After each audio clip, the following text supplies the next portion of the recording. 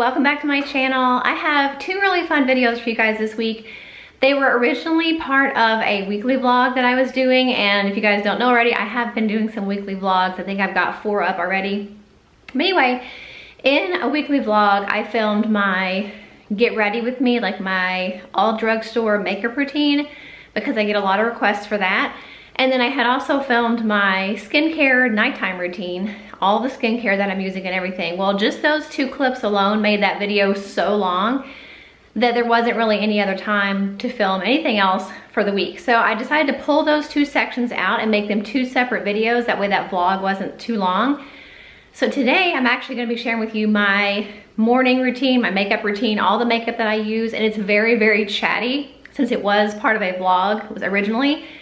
I'm just talking to you guys about like what's up with me and my husband and home projects and things like that. So that is actually today's video, getting ready, start to finish. And then Wednesday, I'm gonna be showing you my get unready with me. It's not as chatty, it's just me talking about my skincare products that I've been using for about pretty much almost a year now, and really, really enjoying them. So today's video is the chatty get ready with me, my makeup routine. So if you want to watch that, then stay tuned. Also make sure that you check out Wednesday's video where you'll see my get unready with me, my very simple skincare. Again, everything is drugstore, very affordable.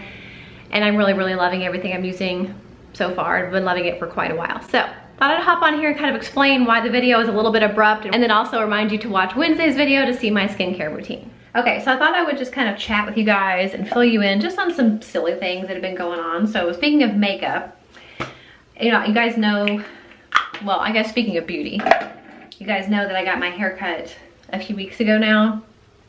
And at the same time I had made my haircut appointment, I had made an appointment for lash extensions because I've always wanted them. And I'm not the type person that would take the time to put on false eyelashes every day. Plus I wanted something a little bit more permanent than false eyelashes, so that even when I'm at home, just kind of around the house, I still have eyelashes. And obviously, unless you're gonna put false eyelashes on every day, you're not gonna have that. So lash extensions seemed like such a good option. And I know there's several YouTubers that I watch, or Instagram people that I watch, that have lash extensions. And I made the appointment and everything. And then I chickened out and canceled it because several reasons. Number one, it's expensive. That's honestly the main reason.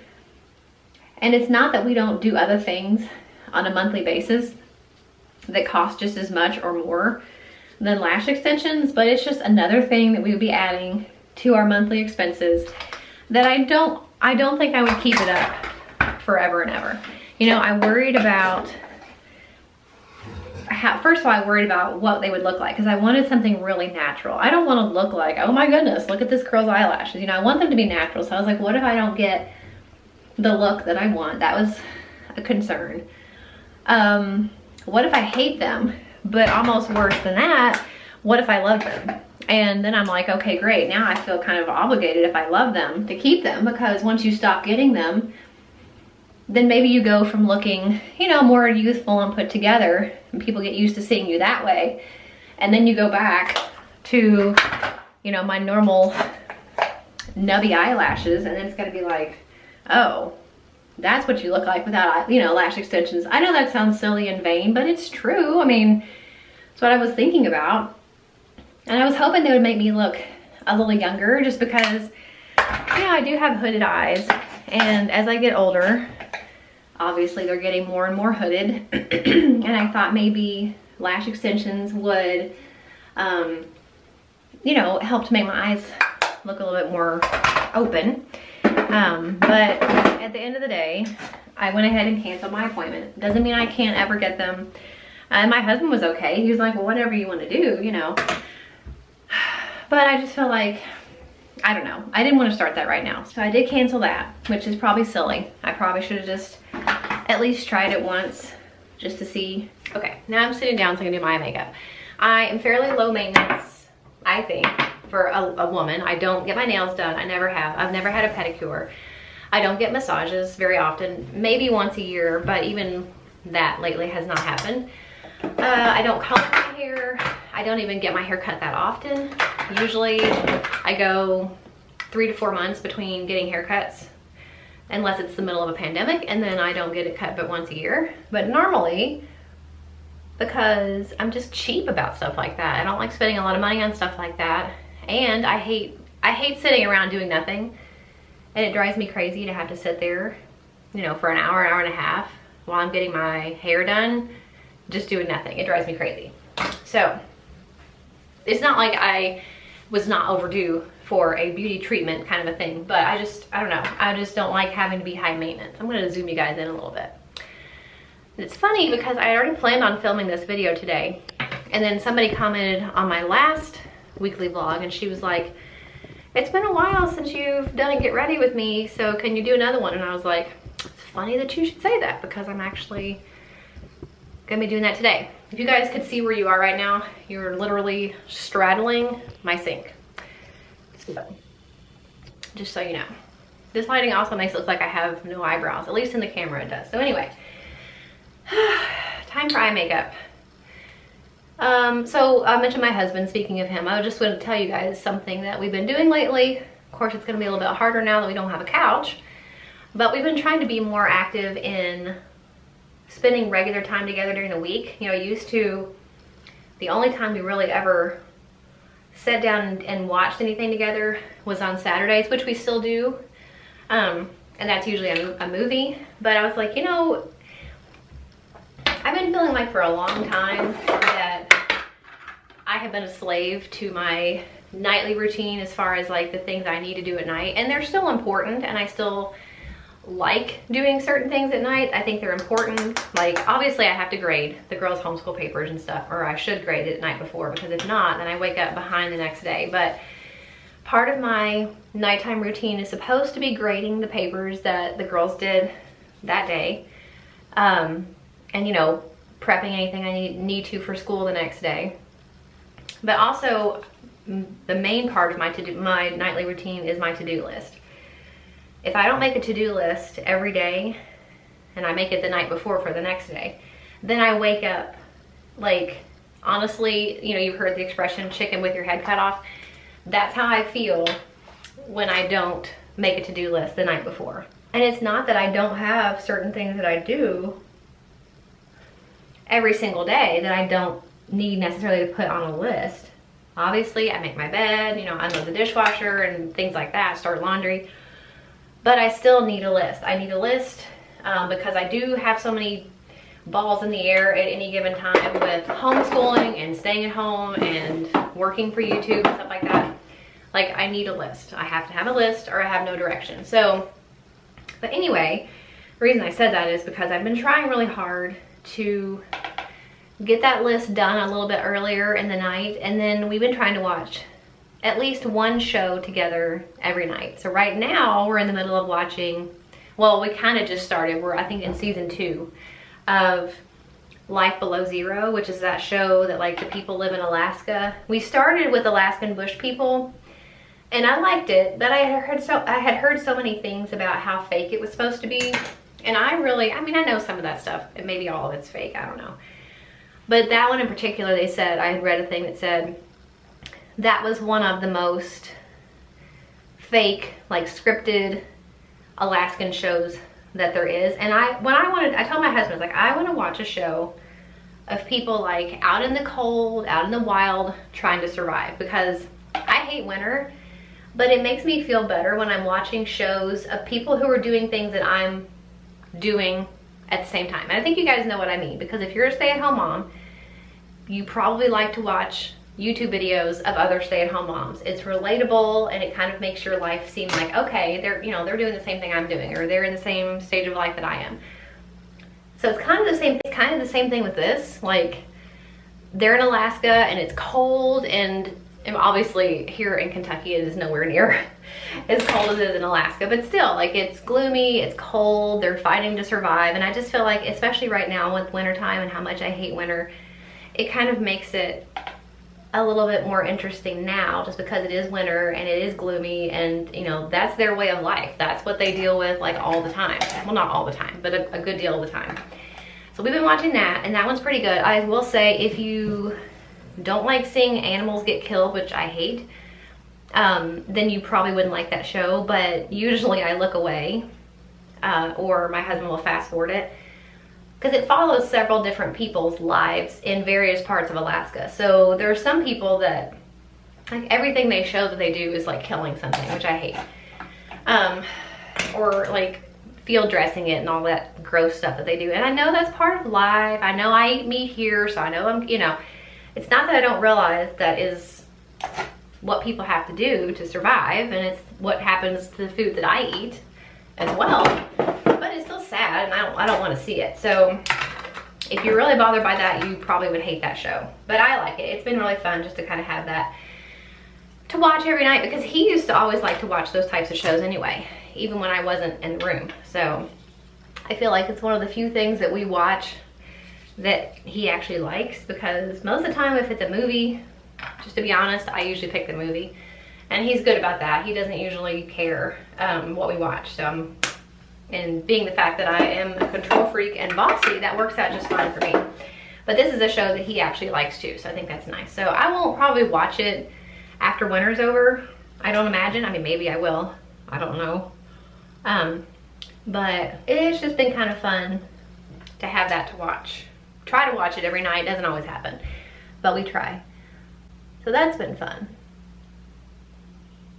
And something else that I've been working on, speaking of winter and it not being winter, is vacation. So you guys know, if you follow me for a while, that we're a big Disney family, and we usually go there every single year, sometimes twice, not very often, but definitely every year. We've gone every year since the girls were 2, and my oldest is almost 17, my youngest is 11, so it's definitely a part of our family tradition every year. It is a yearly thing that I look forward to. Like, I just love it so much. And I grew up going to Disney World every year, so it's been a huge part of my life growing up as well. So to not be able to go, and this is not me complaining, I mean, I guess it is, but I'm not making light of everything that happened in 2020, because obviously, you know, it was really hard for lots of people, and it was hard for us too. But you know, when you look forward to a family event like that and a vacation, and then it gets canceled, you know, it's just, it was not great. We didn't get to go anywhere last year, which understandably so. And I have said that we're not going back until the mask mandate is gone, whenever, if ever that is. So until then, we will not be going back to Disney, which is hard, because, you know, when they weren't open, I was like, okay, well, they're not open, we can't go. Now, technically we could go, but I just don't think it's worth the money, the time, the effort to go down there when you have to wear masks. I just don't. I hate them here in town. I certainly don't want to wear them on vacation, and I'm not going to. So my 2021 goals and intentions video, I talked about, since we didn't go anywhere last year, we obviously didn't go to Disney, we didn't go anywhere, really. Some little things like day trips, but nothing like as far as a vacation. So my goals and intentions for 2021, I said, if we don't go to Disney, then I want to at least go somewhere else. And so we're kind of in that process right now of figuring out, like, where would we go, what would we do if we don't go to Disney. Now, we have a reservation for Disney in May, because we always go in May every year, and May is usually a really good time to go. And even though my oldest daughter is taking some college classes, she's still going to be done early enough in May that I think a lot of public school kids will be still in school. And that's one reason why we always go in May, because usually public school kids are still in school and it's less crowded and the weather's nice usually. So we do still have a reservation in May, but I'm making a backup plan, because I really honestly, at this point, I realize it's only February and a lot could change one way or the other. But it's not looking probably very promising that we're going to go this year either. I mean, I was hoping with the vaccine being out that maybe they might get rid of the mask mandate. I don't know. But if they don't, we're making backup plans. So, very long story short, is to say that we're looking at possibly going to South Carolina to go to the beach. I don't like the beach. We went one time in Florida years ago. We got extremely sunburned and it was miserable, and we ended up going home early, like coming home to Kentucky early, because we were just so uncomfortable. We had one more day. We were supposed to go to the parks after we went to the beach, and we were like, it was me and my husband mostly that were so burned, and I was like, I cannot schlep around an amusement park all day because my back was sunburned and he was just all over the place. And so we came home early. But that was a bad experience. I don't want that to be my only experience. It was my first time at the beach, and I don't want it to be my last time. The girls had a good time. I think my youngest is old enough now that she would be able to enjoy it a lot more than she did. I mean, she liked it okay back then, but you know, she didn't want to get in the water or do anything. So we are looking at South Carolina, probably the Charleston area, just because I think historically that would be really neat to see Charleston. But then also be able to go to the beach, probably do some type of dolphin sighting tour, maybe go to see any of the naval ships that may be there to tour or something like that, maybe some lighthouses. So if you guys have any suggestions, I asked this already on my community tab and on Instagram, and I got a lot of great suggestions of the best beaches in South Carolina. I heard a lot about Folly Beach, a lot about, I think it's Edisto is how you pronounce it. And then Sullivan's Island was another one that I heard just over and over and over. Those were like the main, oh, and Isle of Palms too. That was another one that I heard a lot about. And I'll tell you kind of what I'm looking for. We want somewhere that is beachfront, so like on the beach, because I thought maybe I would like the beach better if I had access to it throughout the day where it wasn't so crowded or wasn't so hot. So like early morning, early evening, you know, that kind of a situation. So definitely somewhere on the beach. But we want something really low-key and quiet and as private as possible, because we are not party people. We're not people that want to sit out on the beach all day long and just like set up shop and never leave. Like, we want somewhere quiet and peaceful that is for families, but still close enough to other things. And I know there's so many like rental houses and stuff, which location-wise, that's probably the best option.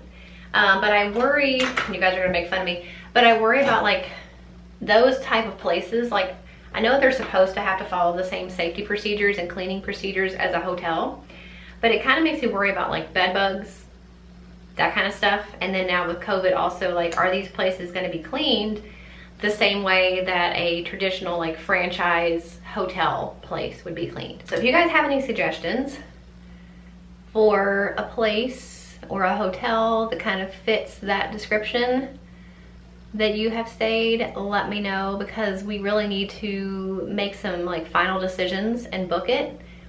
And that way it's also has to have like a good cancellation policy, because like I said, you know, if Disney lifts the mask mandate in the next few months, we may just go to Disney instead of the beach, or we may go to Disney instead of going to South Carolina, or we may go to Disney and a different beach in Florida than we went to last time. Last time we went to Cocoa Beach, which I realize is kind of a very public touristy type place to go.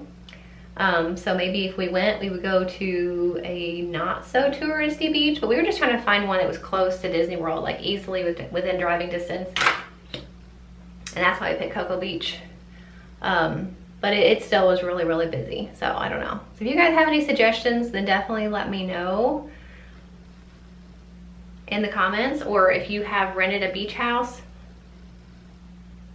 in South Carolina that you felt like was really clean, or you know is kept really clean, then definitely let me know. And I'm gonna put my earrings in. I have been wearing these Ana Luisa Suzanne earrings almost every single day, just because they're so cute and they're so simple, but they look good with, I think, everything. They're good casual, they're good dressed up. I know they're having a sale for Valentine's Day where everything's 15% off, but this video may not go up before then. But if not, just stay tuned to their website, because they have sales quite often.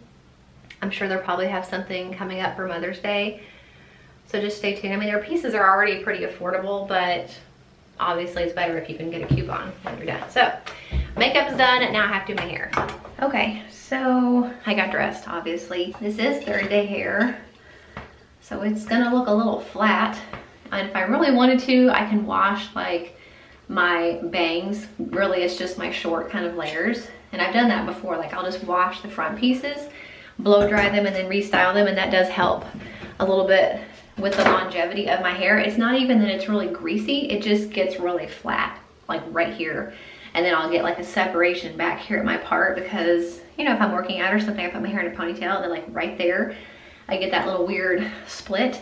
So that is, I guess, presentable enough for today. So I hope you guys enjoy getting ready with me. That is pretty much my go-to every single day makeup look. I've only got a couple blushes now that I've decluttered most of them, and I have a couple eyeshadow palettes and a couple singles, so pretty much I do the same thing for the most part every day, which is this, pretty much. I hope you guys enjoyed it. Make sure if you did, you give it a thumbs up. Don't forget to subscribe if you're not already, and make sure that you stick around for Wednesday's video so you can see all of my skincare products, taking all of my makeup off and showing you step by step what I use for my skincare at the drugstore. So I will see you guys on Wednesday. Have a great day.